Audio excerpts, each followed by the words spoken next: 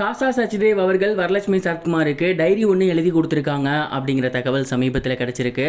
அது என்ன டைரி, அதில் அவங்க என்ன எழுதியிருந்தாங்க அப்படிங்கிற மொத்த டீட்டெயிலை தான் இந்த ஒரு வீடியோவில் நம்ம பார்க்க போகிறோம். ஆக்ட்ரஸ் வரலட்சுமி அவர்களுக்கு நிக்கோலஸ் சச்தேவ் அப்படிங்கிறவர் கூட மேரேஜ் ஆகியிருக்கு. அவருக்கு இது 2வது மேரேஜ். ஏற்கனவே அவருக்கு கல்யாணமாகி 15 வயசில் காஷா அப்படிங்கிற ஒரு பொண்ணும் இருக்காங்க. காஷா அவர்கள் ஸ்போர்ட்ஸ் உமனாக இருக்காங்க. ஏகப்பட்ட பதக்கங்கள் ஸ்போர்ட்ஸில் வாங்கியிருக்காங்க. அவங்களுக்கும் இந்த கல்யாணத்தில் ரொம்பவே சந்தோஷம் அப்படின்னு தான் சொல்லணும். ஏன்னா அவங்களுக்குமே வரலட்சுமிக்கும் ஒரு நல்ல பாண்டிங் இருக்குது அப்படிங்கிறத வரலட்சுமியை ஷேர் பண்ணியிருந்தாங்க. கல்யாணத்துக்கு ஷாப்பிங் எடுக்கும் போது கூட அவங்க 2 பேரும் ஒன்றா தான் போயிருந்தாங்க. அண்ட் இந்த ஒரு நிலையில் கல்யாணம் முடிஞ்சதுக்கப்புறம் வரலட்சுமி அவர்களுக்கு காஷா அவர்கள் ஒரு டைரியை கொடுத்துருக்காங்க.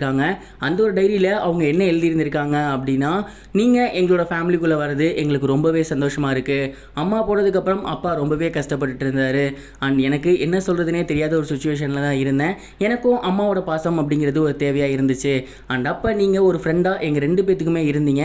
இப்போ எங்கள் அம்மாவாக நீங்கள் வரப்போகிறீங்க அப்படிங்கும் போது எனக்கு ரொம்பவே ஹாப்பியாக இருக்குது. இதுக்கப்புறம் உங்கள் கூட நான் நிறைய நேரம் பேசுவேன், நிறைய நேரம் ஸ்பெண்ட் பண்ணுவேன். அண்ட் நம்ம 3 பேரும் இதுக்கப்புறம் ஒன்றாவே இருப்போம். எப்போதுமே இதுக்கப்புறம் நம்ம ஒன்றா இருப்போம். நீங்கள் எங்கள் அப்பாவை பத்திரமா பார்த்துக்கங்க. அண்ட் என்கிட்ட எங்கள் அம்மா மாதிரியும் சரி, ஒரு ஃப்ரெண்டாகவும் சரி, நீங்கள் 2 பேராகவுமே இருக்கணும் அப்படிங்கிறது தான் என்னோட ஆசை. அண்ட் நீங்களும் அப்பா கூட சண்டைலாம் போட்டுறக்கூடாது. அப்பாவுக்கு நிறைய ஒர்க் இருக்குது, சம்டைம்ஸ் பேசாமல் இருப்பார். அண்ட் அதெல்லாம் பெரிய விஷயமா எடுத்துக்காதீங்க. நம்ம 3 பேரும் இதுக்கப்புறம் எப்பவும் ஒன்றா இருக்கணும் அப்படிங்கிற மாதிரி ரொம்பவே எமோஷ்னலாக இதற்கு முன்னாடி அவங்க பார்த்துருந்ததெல்லாம் இந்த முறை பார்க்கக்கூடாது அப்படின்னு எழுதியிருந்திருக்காங்க. அண்ட் இந்த ஒரு டைரியை படித்ததுக்கப்புறம் வரலட்சுமி அவர்கள் ரொம்பவே எமோஷ்னல் ஆகியிருக்காங்களாமா. அண்ட் கவலையே படாத, நீ சொன்ன மாதிரி எதுவுமே நடக்காது.